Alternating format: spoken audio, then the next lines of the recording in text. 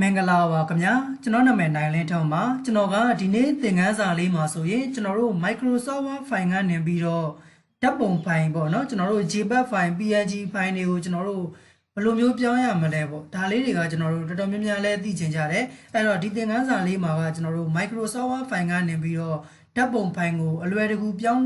လဲလို့ရတဲ့နည်းလမ်းလေးနှစ်ခုကိုကျွန်တော်ကဒီသင်ခန်းစာလေးမှာလက်တွေ့သင်ပြပေးသွားမှာဖြစ်ပါတယ်ဒီတော့ကျွန်တော်တို့အရင်ဆုံးအနေနဲ့Microsoft Word မှာဒီမှာကျွန်တော်နမူနာလုပ်ပြပေးဖို့ရအတွက်စာလေးတွေစီထားရတယ်ပေါ့နော်နံပါတ်1တစ်ခုကကျွန်တော်တို့ကိုရေးရာဇဝဲအကျဉ်းဆိုတဲ့ကျွန်တော်တို့ CV form ပုံစံမျိုးလေးရေးထားတယ်အဲ့တော့ကိုက Microsoft Word ထဲမှာ CV form လေးတစ်ခုရေးထားတယ်အဲ့ဒီ CV form လေးကိုကျွန်တော်တို့ကဒါအင်တာနက်ပေါ်မှာတင်ဖို့ရအတွက်ပဲဖြစ်ဖြစ်ပေါ့နော်ဒီ CV form မှမဟုတ်ဘူးကိုရေးထားတဲ့စာလေးတွေကိုကျွန်တော်တို့ကဒီ line မှာတင်ဖို့ရအတွက်ပဲဖြစ်ဖြစ်ဖုန်းထဲကိုထည့်ပြီးတော့ဒီကြည့်ဖို့ရအတွက်ပဲဖြစ်ဖြစ်ဒါဆိုကျွန်တော်တို့က Microsoft Word file နဲ့သိမ်းလို့အဆင်မပြေတော့ဘူးအဲ့တော့ဒီ file လေးကိုကျွန်တော်တို့ကဓာတ်ပုံအနေနဲ့ထုတ်ထားမှကျွန်တော်တို့ဖုန်းတွေထဲလည်းလွယ်တကူထည့်ပြီးတော့ကြည့်လို့ရမယ်အင်တာနက်ပေါ်တွေလည်းကျွန်တော်တို့လွယ်တကူတင်လို့ရမယ်ပေါ့ဒါကြောင့်ကျွန်တော်တို့နံပါတ်1နီလန်လေးကစာရွက်လေးတစ်ရွက်ပဲကျွန်တော်တို့ရှိတဲ့စာရွက်တွေကိုကျွန်တော်တို့အလွယ်တကူဓာတ်ပုံ file အဖြစ်ပြောင်းလဲလို့ရတဲ့နီလန်လေးဖြစ်ပါတယ်ဒီနီလန်လေးကကျွန်တော်တို့ပထမနီလန်လေးเนาะပထမနီလန်လေးမှာကျွန်တော်တို့က Microsoft Word ထဲမှာရေးထားတဲ့စာကစာမျက်နှာတစ်မျက်နှာပဲရှိတယ်အခုလက်ရှိကျွန်တော်နမူနာပြပေးတာတော့ CV form လေးရေးထားတယ်ပေါ့ကိုက CV form မဟုတ်ဘူးတခြားကျွန်တော်တို့ရုံးစာနဲ့ပတ်သက်တဲ့စာတွေစာချုပ်နဲ့ပတ်သက်တဲ့စာတွေကိုကရေးထားတယ်ဆိုရင်လည်းစာမျက်နှာတစ်မျက်နှာပဲရှိတဲ့စာဒီ Microsoft Word file လေးတွေဆိုရင်အလွယ်တကူကျွန်တော်တို့ဓာတ်ပုံ file ကိုပြောင်းလဲလို့ရပါတယ်အဲ့တော့ပြောင်းလဲခြင်းနဲ့ဆိုရင်ကျွန်တော်တို့အရင်ဆုံးအနေနဲ့ control တွေနဲ့ကိုရေးထားတဲ့စာတွေအကုန်လုံးကိုဆက်လက် all လေးပေးလိုက်ပါမယ်ကိုရေးထားတဲ့စာတွေအကုန်လုံး control A နဲ့ဆက်လက် all ပေးလိုက်မယ်ဆက်လက် all ပေးပြီးသွားပြီဆိုရင်တော့ control နဲ့ C နဲ့ကိုနှိပ်ပြီးတော့ copy ယူလို့လည်းရတယ်ကျွန်တော်တို့ home tab ထဲကနေပြီးတော့ copy ဆိုတာလည်းကျွန်တော်တို့နှိပ်ပြီးတော့မှယူလို့ရတယ်ကိုကြိုက်တဲ့နီလန်နဲ့ copy ယူပေါ့နော်အဲ့တော့ကျွန်တော်တို့ copy ယူပြီးသွားပြီဆိုတာနဲ့ဒီပုံကိုဒီရဲ့ကိုရေးထားတဲ့စာတွေကိုဓာတ်ပုံ file အနေနဲ့ပြောင်းလဲချင်တာဖြစ်တဲ့အတွက်အစောနောက်က copy ယူခဲ့တဲ့စာလေးတွေကိုဒီမှာ paste ဆိုတဲ့နေရာလေးမှာအောက်မှာကျွန်တော်တို့ paste special ဆိုတာလေးရှိတယ်ဒီနေရာလေးကိုတစ်ချက်နှိပ်ပြီးတော့မှဒီထဲမှာကျွန်တော်တို့ picture ဆိုတဲ့ format လေးကိုပြောင်းပေးလိုက်မယ် okay နှိပ်လိုက်ပါမယ် okay နှိပ်လိုက်မယ်နှိပ်လိုက်လို့ဆိုရင်ဒါလေးကကျွန်တော်တို့ဒီရဲ့ကိုရေးထားတဲ့စာလေးတွေကစာသားအနေနဲ့မဟုတ်တော့ဘဲနဲ့ဓာတ်ပုံအနေနဲ့သူက format လေးပြောင်းလဲပေးသွားမှာဖြစ်ပါတယ်အဲ့တော့ဒီရဲ့ကိုပြောင်းထားတဲ့ format လေးကိုမှ right click လေးကျွန်တော်တို့နှိပ်လိုက်မယ်ပြီးရင်ကျွန်တော်တို့ save as picture ဆိုတာလေးတွေကိုကျွန်တော်တို့ဝင်လိုက်ပါမယ်သူ့ပေါ်မှာ right click နှိပ်တယ် save as picture ဆိုတဲ့ထဲကိုဝင်လိုက်မယ်เนาะကျွန်တော်တို့ဒီ file လေးကိုသိမ်းချင်တာဖြစ်တဲ့အတွက်ပါအဲ့တော့ကိုသိမ်းမဲ့ file လမ်းကြောင်းလေးကိုတွားပြီးတော့မှရွေးလို့ရတယ်အခုဒီမှာတော့နမူနာအနေနဲ့ကြည့်ဖို့ရာအတွက် desktop ပေါ်မှာရွေးလိုက်မယ် file name လေးကျွန်တော်တို့တစ်ခုခုပေးလိုက်မယ်ပေါ့เนาะWord JPG ဆိုပြီးတော့ပေးလိုက်မယ်PNG ဆိုပြီးတော့ပေးလိုက်မယ်အဲ့တော့ဒီမှာကျွန်တော်တို့က file name လေးကျွန်တော်တို့ပေးပြီးသွားပြီကိုသိမ်းချင်တဲ့ file လမ်းကြောင်းလေးကိုကျွန်တော်တို့ desktop ရွေးပြီးသွားပြီအောက်မှာ save as type ဆိုတဲ့နေရာလေးမှာကျွန်တော်တို့ကိုကြိုက်တဲ့ format ကိုရွေးပေးလို့ရပါတယ်အဲ့တော့ဒီထဲမှာကျွန်တော်ကတော့ PNG ဆိုတဲ့ format လေးကိုပဲရွေးပေးလိုက်ပါမယ်ဒီထဲမှာ JPG format ရွေးရဆိုရင်ကျွန်တော်တို့တိတ်ပြီးတော့တစ်ခါလေးအဆင်မပြေချင်ဘူးเนาะဒါကြောင့်ဒီထဲမှာကျွန်တော်တို့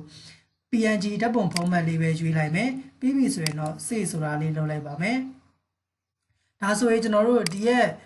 ကိုရေးထားတဲ့ Microsoft Word ထဲမှာအခုလက်ရှိရေးထားတဲ့ဒီရဲ့ကိုရေးရာဆိုရင်အကျဉ်းဆိုတဲ့ file လေးကကျွန်တော်တို့ Microsoft Word file နဲ့မဟုတ်ဘဲနဲ့ဓာတ်ပုံ file လေးနဲ့ကျွန်တော်တို့ပြောင်းလဲပေးသွားမှာဖြစ်ပါတယ်အဲ့တော့ဒါလေးကို minimize ချုပ်ကြည့်လိုက်ပါမယ်အစောနောက်ကကျွန်တော်တို့သိမ်းလိုက်တဲ့ဒီမှာ desktop ပေါ်မှာသိမ်းလိုက်တဲ့ Word PNG ဆိုတဲ့ file လေးကကျွန်တော်တို့ဓာတ်ပုံအနေနဲ့ရောက်ရှိလာမှာဖြစ်ပါတယ်ဒီပုံလေးကိုကျွန်တော်တို့ဖွင့်ကြည့်လိုက်လို့ရတယ်အခုဒီမှာဆိုရင်ကျွန်တော်တို့သူက PNG format အနေနဲ့သူကတင်ပေးတာဖြစ်တဲ့အတွက်ဒီ transparency အနေနဲ့ကျွန်တော်တို့ဝင်သွားတယ်ပေါ့နော်အဲ့တော့ကျွန်တော်တို့နောက်ခံအဖြူတွေမပါတာဖြစ်တဲ့အတွက်စာလေးတွေကမဲနေတယ်ဒါပေမဲ့ကိုယ့်ရဲ့ဖုန်းတွေထဲမှာကျွန်တော်တို့အလွယ်တကူထည့်ပြီးတော့လည်းကြည့်လို့ရသွားပြီအင်တာနက်ပေါ်မှာတင်ချင်တယ်ဆိုလည်းကျွန်တော်တို့တင်လို့ရသွားပါပြီเนาะဒါကကျွန်တော်တို့ PNG format ကိုအလွယ်တကူပြောင်းလဲလို့ရတဲ့နံပါတ်1နီလန်လေးဖြစ်ပါတယ်သူကတော့ကျွန်တော်တို့ဒီစာရွက်တစ်ရွက်ထဲရှိတဲ့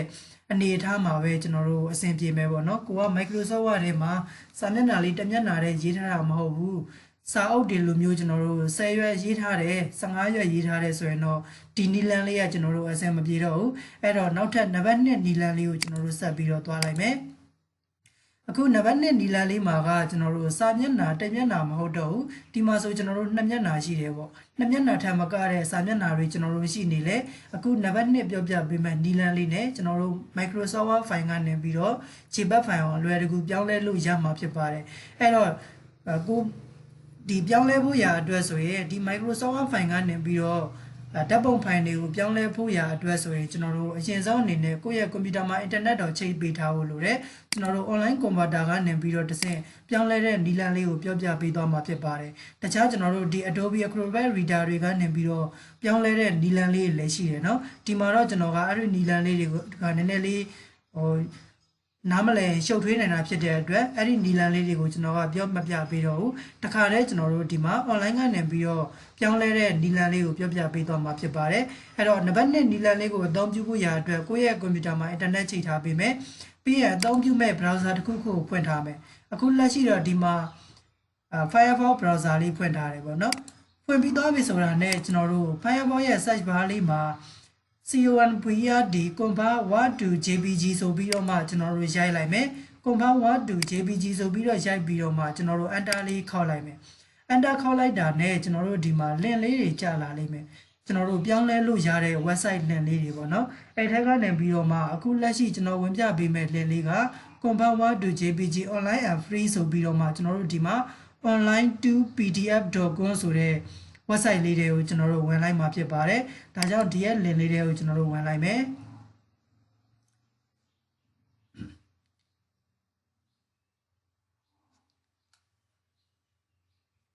အခုဒီထဲကိုကျွန်တော်တို့ဝင်လိုက်မယ်။နောက်အဲ့တော့ကျွန်တော်တို့ online2pdf.com ဆိုတဲ့ website ထဲကိုရောက်သွားမှာဖြစ်တယ်။အဲ့တော့ရောက်သွားပြီဆိုရင်ကိုပြောင်းလဲခြင်းတဲ့ Microsoft Word file လေးကိုတွားပြီးတော့ထည့်ပေးရမှာဖြစ်တယ်။ဒီနေရာလေးမှာ select file ဆိုတာလေးရှိတယ်။သူ့ကိုကလစ်တစ်ချက်နှိပ်လိုက်ပါမယ်။ကလစ်တစ်ချက်နှိပ်ပြီးသွားပြီဆိုရင်အစောနောက်ကကျွန်တော်တို့ရေးထားခဲ့တဲ့ Microsoft Word file သိမ်းထားတဲ့နေရာလေးကိုကလစ်သွားပြီးတော့ထောက်မယ်။အဲ့တော့ပိုင်လေးဆိုတဲ့နာမည်လေးပေါ့နော်ဒီ file လေးနဲ့ရေးထားတာဖြစ်တဲ့အတွက်သူ့ရဲ့ file လေးကိုဆက်လက်ပေးပါမယ် open ဆိုပြီးတော့လုပ်လိုက်ပါမယ်ဒါဆိုရင်ကျွန်တော်တို့အဲ့ဒီ file လေးထည့်ပြီးသားဖြစ်သွားပြီထည့်ပြီးသွားပြီဆိုတာနဲ့ဒီအောက်မှာကျွန်တော်တို့ဘာရှိလဲဆိုရင် convert ဆိုတာလေးရှိပါတယ်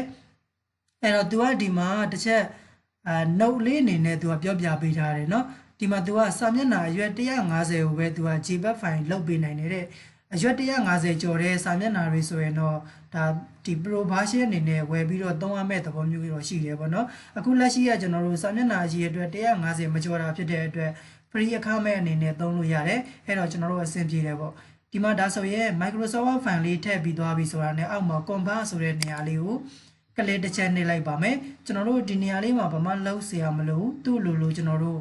convert လုပ်သွားလိမ့်မယ်ကျွန်တော်တို့ဒါလေးကိုခဏစောင့်ပေးရပါမယ်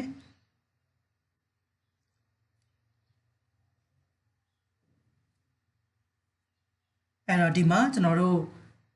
့အကုန်လုံးသူကပြောင်းလဲပေးသွားပြီအဲ့တော့ပြောင်းလဲပြီးသွားတာနဲ့တပြိုင်နက်သူ့လိုကျွန်တော်တို့ပြောင်းလဲတဲ့ file လေးကို download ဆွဲပေးနေတာဖြစ်ပါတယ်အဲ့တော့ဒီမှာကျွန်တော်တို့ download ဆွဲနေရလေးကိုလည်းခဏပြည့်အောင်လေးစောင့်ပေးရမယ်အဲ့တော့ဒီမှာကျွန်တော်တို့ download ဆွဲနေတယ်ပေါ့နော်အဲ့တော့ဒီမှာ download ဆွဲပြီးသွားပြီဆိုတာနဲ့သူကဘယ်လိုလေးချုပ်ပေးထားလဲဆိုရင်ဒီ JPG file တွေပြောင်းလဲပေးထားတာကကျွန်တော်တို့ကစာမျက်နှာတစ်ရွက်တည်းမဟုတ်ဘူးနှစ်ရွက်သုံးရွက်ရှိတာဖြစ်တဲ့အတွက်သူကတစ်ဖိုင်ထက်ကျော်နေတာဖြစ်တဲ့အတွက် JPG file တန်းပြီးတော့မလာဘဲနဲ့ဒီ zip file လေးနဲ့သူကချုပ်ပေးထားတာဖြစ်ပါတယ်အဲ့တော့ download ဆွဲပြီးလို့ပြည့်သွားပြီဆိုတာနဲ့ zip file လေးကျွန်တော်တို့ရောက်လာလိမ့်မယ်အဲ့တော့ဒီရဲ့ zip file လေးကိုကျွန်တော်တို့ copy ကူးခဲ့လိုက်ပါမယ် control C နဲ့ copy ကူးခဲ့လိုက်လို့ရတယ်ပြီးရင်ကိုသိမ်းကျင်တဲ့နေရာလေးမှာလာပြီးတော့သိမ်းလိုက်ပါတော့ဒီမှာကျွန်တော်တို့ desktop ပေါ်မှာပဲအခုလောလောဆယ်အလွယ်တကူ right click နှိပ်ပေးချလိုက်ပါမယ်အဲ့တော့ဒီမှာကျွန်တော်တို့ပြောင်းလဲထားတဲ့ file လေး zip file လေးနဲ့ရလာတယ်သူ့ရဲ့ file လေးပေါ်မှာ right click နှိပ်ပြီးတော့မှ zip file လေးကိုကျွန်တော်တို့ဖြီးချပေးရပါမယ် extract here ဆိုတာလေးနဲ့ကျွန်တော်တို့ဖြီးချလိုက်မယ် extract here ဆိုတာလေးနဲ့ဖြီးချလိုက်တာနဲ့ကျွန်တော်တို့ပြောင်းလိုက်တဲ့ဒီ Microsoft file ကနေပြီးတော့ Word file ပြောင်းလဲဒီ JPG file တွေပြောင်းလဲပေးလိုက်တဲ့ဓာတ်ပုံလေးတွေထွက်ကြလာမှာဖြစ်ပါတယ်အဲ့တော့ဒီမှာကျွန်တော်တို့ file လေးက2 file ရှိတာဖြစ်တဲ့အတွက်ပိုင်လေး1 JPG နဲ့ပိုင်လေး2 JPG ဆိုပြီးတော့မှကျွန်တော်တို့ဓာတ်ပုံ file လေးတွေ 2ခုထွက်လာမှာဖြစ်ပါတယ်အဲ့တော့ဒါလေးတွေကျွန်တော်တို့ဖွင့်ကြည့်လိုက်မယ်ဖွင့်ကြည့်လိုက်တယ်ဆိုရင်ကျွန်တော်တို့အဆင်ပြေသွားပြီเนาะဒါလေးကကျွန်တော်တို့တစ်ဖိုင်ဒီဘက်မှာကျွန်တော်တို့နောက်ထပ်ဖိုင်လေးတစ်ဖိုင်ကျွန်တော်တို့အရှိလိုက်ပါလိမ့်မယ်ဒါကတော့ကျွန်တော်တို့ Microsoft Word ဖိုင်ကနေပြီးတော့ကျွန်တော်တို့ဓာတ်ပုံဖိုင်ကိုအလွယ်တကူပြောင်းလဲလို့ရနိုင်တဲ့နီလန်လေး2ခုဖြစ်ပါတယ်ဒီသင်ခန်းစာလေးကအားလုံးအတွက်လည်းရန်အကျိုးရှိလောက်မယ်လို့ထင်တယ်တခါလေကျွန်တော်တို့ကိုရေးထားတဲ့စာလေးတွေကိုဓာတ်ပုံ format အနေနဲ့ကျွန်တော်တို့ပြောင်းလဲခြင်းတဲ့အခါမျိုးမှာအခုနီလန်လေးအတိုင်း Microsoft Word ဖိုင်ကနေပြီးတော့